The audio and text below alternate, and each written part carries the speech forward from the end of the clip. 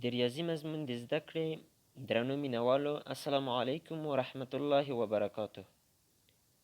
الله جل جلاله دې وکړي چې جوړ او روغ به وئ. د نن ورځې د ریاضي مضمون د نهم ټولګي د درس موضوع مو ده د دایرې د وتر خواص. دا چې په یوه دایره کې وتر کوم خواص لري دا به په نن درس کې تاسو ته تشریح شي. وتر مو مخکې پیژندلی و، د دایرې یو عنصر و. دلته ویل شوي دي چې شکل ته پام وکړئ. د ای بی دغه په سر باندې چې خط ورکړی دی د ای بی دا د قطع خط معنا ورکوي. نو وتر چې دی په حقیقت کې یو قطع خط دی. نو وي د ای بی سی ډي او ای اف مستقیمې کرښې په څه نامه یادیږي؟ په دغه شکل کې تاسو دلته وګورئ د ای بی کرښه چې موږ دلته وګورو دغه په سره رنګ سره چې ښودل شوې ده دغه د ای بی کرښه ده.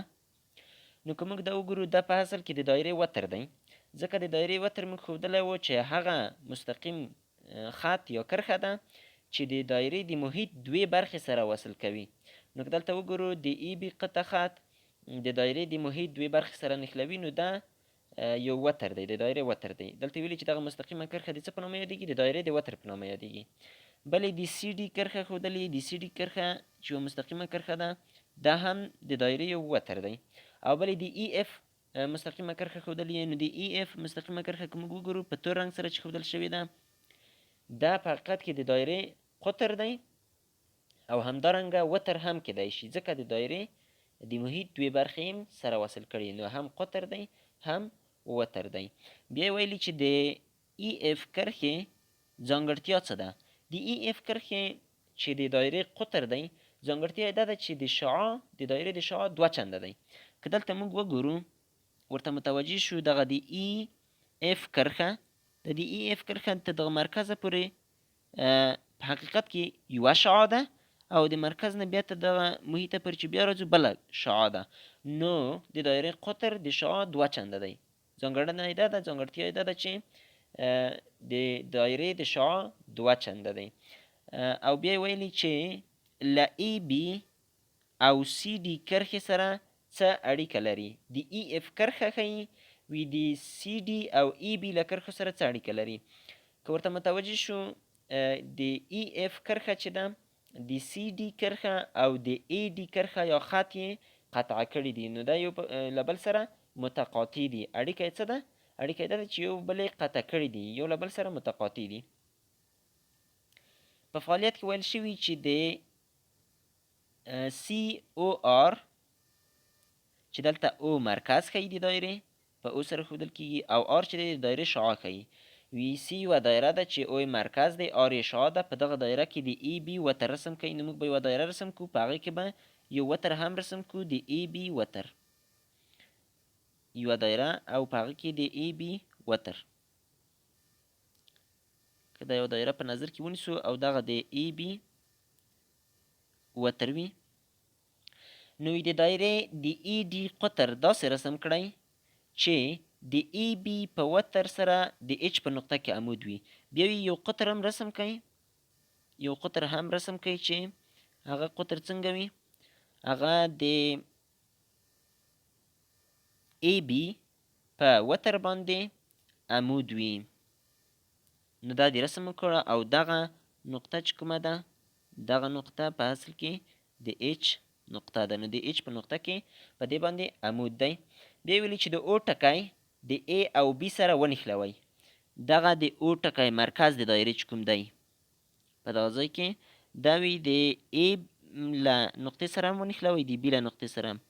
نو دا که موږ ونښلوو یو مثلث په لاس راځي.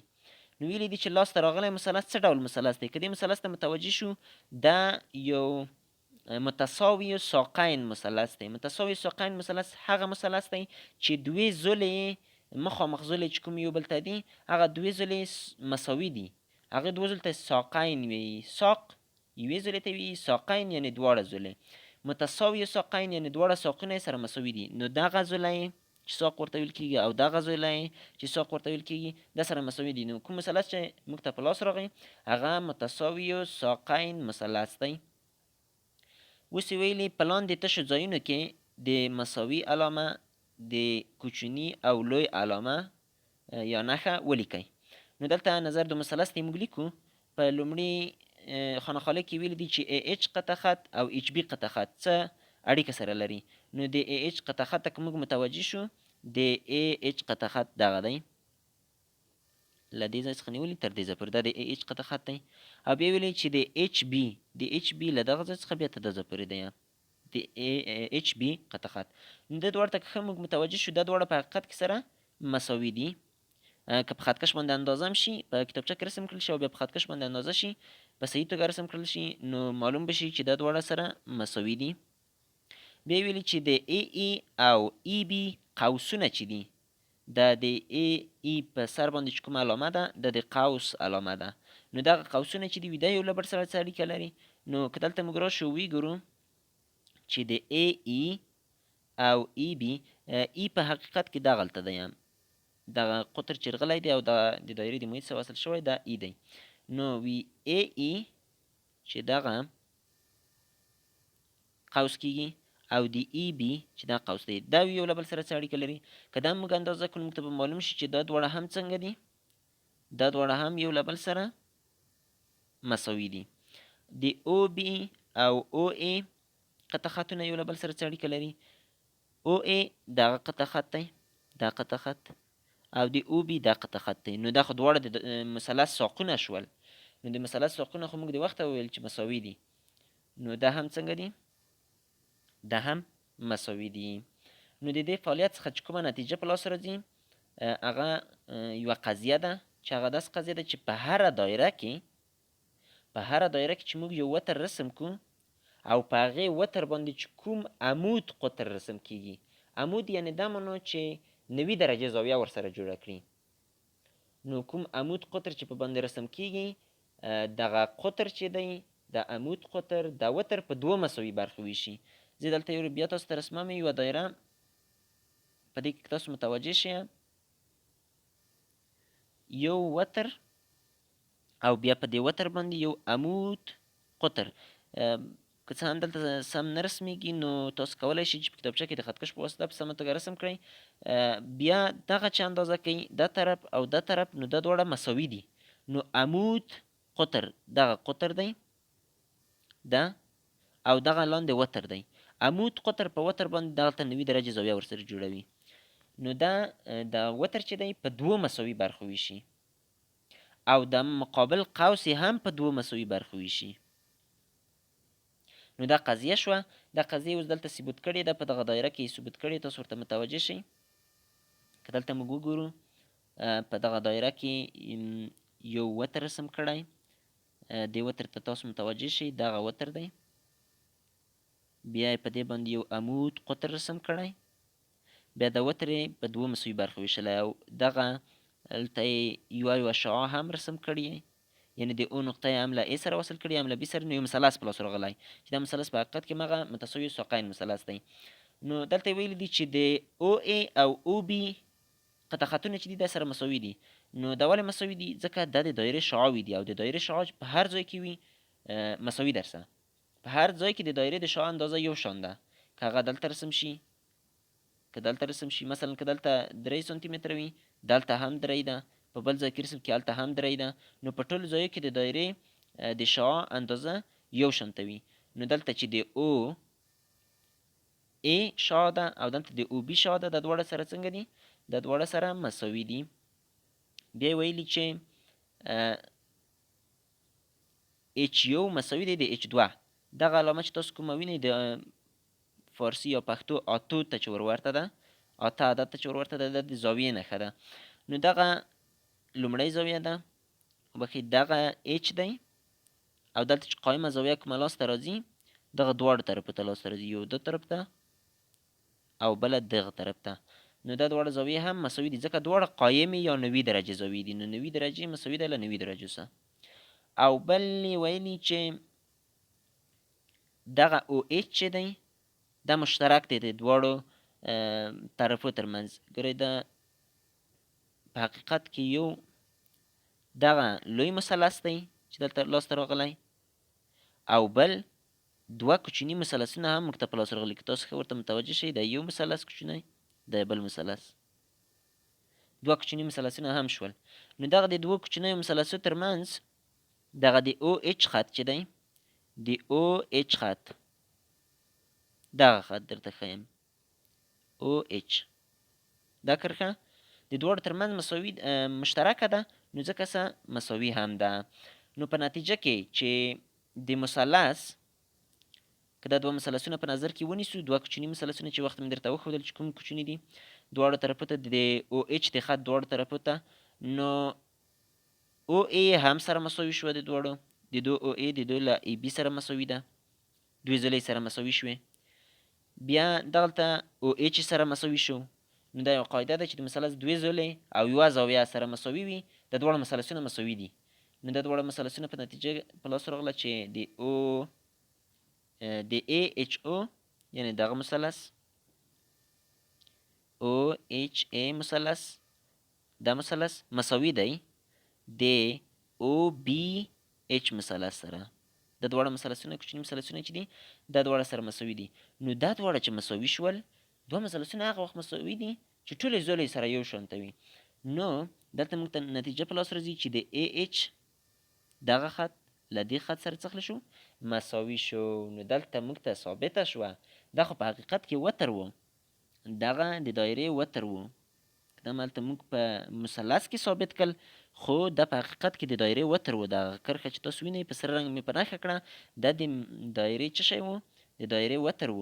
نو د دایرې وتر دغه برخه یم چې ده ومې لیده چې مساوي شوه له دغه بلې برخې سره، دواړه طرفه یعنې ثبوت شو.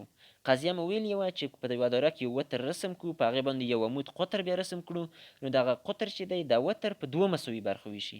نو دا مو ثبوت کړه چې په حقیقت کې دغه د وتر دوې برخې چې د قطر په واسطه تقسیم شوي دا یو له بل سره څنګه دي؟ یو له بل سره مساوي دي. او همدارنګه دغه قوسونه چې هم دي، دغه قوس له دې قوس سره یعنی د ای ای قوس مساوي دی د ای بی له قوس سره. دا لومړی قضیه وه چې په هره دایره کې په وتر باندې چې کوم عمود قطر وي هغه وتر هم په دوه مساوي برخو ویشي او مقابل قوس یې هم په دوه مساوي برخو ویشي. مثال ته راځو. په مثال کې ویلي یوه دایره ده، مرکز یې او دی او شعاع یې 26 واحده ده. نو 26 واحده کیدای شي سانتي متر وي، ملي متر وي، متر وي، هر څه کیدای شي، خو معمولا سانتي متر وي. نو 26 واحده ده او بیا دا دایره وي راکړل شوې که چیرې په وتر باندې د عمود اوږدوالی د دایرې له مرکز څخه 2 واحده وي چې دا په حقیقت کې اشتباه شوی 10 واحده دی. نو دا 10 واحده وي، تاسو یې د ای بي وتر اوږدوالی پیدا کړئ. دغلته دایرې ته متوجه شئ. دا یوه دایره ده، په دې دایره کې دغه کرښه چې کومه تاسو وینئ دا د دایرې وتر دی او دغلته په حقیقت کې دا په دې شانته سره یو قطر دی چې دا قطر غلی او دغه وتر چې دی په دوه مساوي برخو ویشلی. اوس به ګورو چې دغه قضیې څخه په کار اخیستلو سره موږ څنګه کولی شو د وتر اندازه پیدا کړو. دلته یې موږ ته د هغه اندازه راښودلې ده د دایرې د شعاع چې په حقیقت کې د مثلث یوه ځوله ده، دا 26 سانتي متره یا 26 واحده ده او دغه کرښه د مرکز څخه د دایرې له مرکز څخه چې په هغه باندې عمود ده د ای بي په وتر باندې دا 10 واحده ده. نو موږ ته یې ویلي دي چې تاسو څه پیدا کړئ؟ تاسو دغه د ای بي د وتر اوږدوالی پیدا کړئ، دغه پیدا کړئ د ای څخه تر بي پورې. نو تاسو متوجه شئ که زه چیرې داسې کار وکړم چې لومړی دغه ای اچ پیدا کړم او دا ای اچ بیا 2 چنده کړم، نو د ای بي په لاس راشي که نه، ځکه دغه ای اچ مساوي دی د اچ بي سره. نو موږ کولی شو له دې لارې د ای بي د وتر اوږدوالی لاسته راوړو. دغه مثلث چې کوم دلته تاسو وینئ دا مثلث په حقیقت کې یو قایم الزاویه مثلث دی. قایم الزاویه مثلث، قایم الزاویه مثلث هغه مثلث دی چې یوه زاویه قایمه یا 90 درجې وي چې هغه دغه زاویه ده. دغه زاویه چې تاسو کومه وینئ دا 90 درجې ده. نو په قایم الزاویه مثلث کې موږ یوه بله قضیه لرو چې هغه په اووم ټولګي په هندسه کې غالبا تشریح شوې ده. هغه قضیه داسې ده د فیثاغورس د قضیې په نامه یادېږي. فیثاغورس خپل عالم دی چې د قضیه یې کشف کړې ده. هغه داسې وایي چې په هر قایم الزاویه مثلث کې، یعنی هر مثلث چې یوه زاویه یې 90 درجې وي، په هغې مثلث کې د دغه 90 درجې زاویې مخامخ چې کوم هغه دی، کومه زله ده د مثلث، هغه وتر دی. او ته وتر وایي، د مثلث وتر، د دایرې وتر نه، د مثلث وتر. د وتر مربع فیثاغورس قضیه وی د وتر مربع په قایم الزاویه مثلث کې مساوي ده د دغو دوو قایمه زلو. د یوه زله ده قایمه زله ورته وي، د بله زله ده. د دوو قایمو زلو د مربع له حاصل جمع سره، یعنی مربع کوي به یم سره جمع کوي به یم، دا مساوي ده. تاسو بیا متوجه شئ، زه تشریح کوم. دغه وتر دی، د دې وتر مربع دا ده مساوي ده د AH مربع، یعنی د مثلث د دغه زلې مربع جمع د مثلث د دغه زلې له مربع سره. دا د فیثاغورس د قضیې په نامه یادېږي. نو د فیثاغورس د قضیې څخه موږ کولی شو چې د AH اوږدوالی پیدا کړو. د AH اوږدوالی مو چې لاسته راوړ، نو بیا کولی شو چې د AB اوږدوالی هم لاسته راوړو. تاسو متوجه شئ، قیمتونه یې په ځای ورلیکو. OA چې ده، OA څومره ده؟ OA 26 ده. نو 26 OA خو مربع لري، 26 مربع. OH اندازه د AH اندازه چې ده نه ده معلومه، د دغه اندازه نه ده معلومه، نو دا خپله لیکو AH مربع جمع د OH اندازه چې ده 10 واحده ده. د OH اندازه 10 واحده، نو 10 مربع. اوس موږ غواړو چې دلته AH لاسته راوړو. AH چې غواړو لاسته راوړو، دغه 10 مربع باید د مساواتو دې طرف ته راوړو. د مساواتو دې طرف ته چې 10 مربع راوړو، د 10 مربع علامه چې مثبت ده هغه تغییر خوري، منفي 10 مربع کېږي. نو تاسو دلته متوجه شئ، دې طرف ته فقط AH مربع پاتې شو. نو AH مربع مساوي کېږي 26 مربع چې دغه و تر همدې طرف ته، او د 10 مربع مو دوی طرف ته ور واړول، منفي 10 مربع شول. اوس AH مربع خپله مساوي کېږي 26 چې مربع کړو 696 کېږي. منفي علامه خپله 10 چې مربع کړو 100 کېږي. نو له 696 څخه چې 100 تفریق شي 596 لاسته راځي. 596. نو اوس په حقیقت کې AH مربع چې په حقیقت کې یو قطع خط دی، دا مساوي شو 596 ته. د موږ AH مربع نه دی پکار، AH مو تنها پکار دی، تنها AH. نو د دې لپاره چې مربع ایسته کړو، ته جذر مربع لاندې نیسو. تاسو پوهیږئ چې جذر مربع درجه 2 ده. نو د دغه جذر مربع درجه د طاقت یا توان په قوانینو کې به تاسو ته تشریح شي چې دغه د جذر درجه د دو مجذور له توان سره اختصار کېدای شي. نو دا چې اختصار شو، جذر له منځه لاړه. جذر چې له منځه لاړه، AH پاتې شو تنها، ځکه د مربع د جذر له درجې سره اختصار شوه. AH پاتې شو، نو AH مساوي کېږي. دلته که وګورو 596 ته جذر لاندې پاتې شول، نو 596 جذر که موږ پیدا کړو، جذر یې 24 دی. نو د AH اندازه موږ پیدا کړله چې 24 ده. دا به زه پاکم، تاسو ورته متوجه شئ. د AH اندازه مو پیدا کړه، دغه د AH اندازه 24 واحده ده. نو د HB اندازه څه ده؟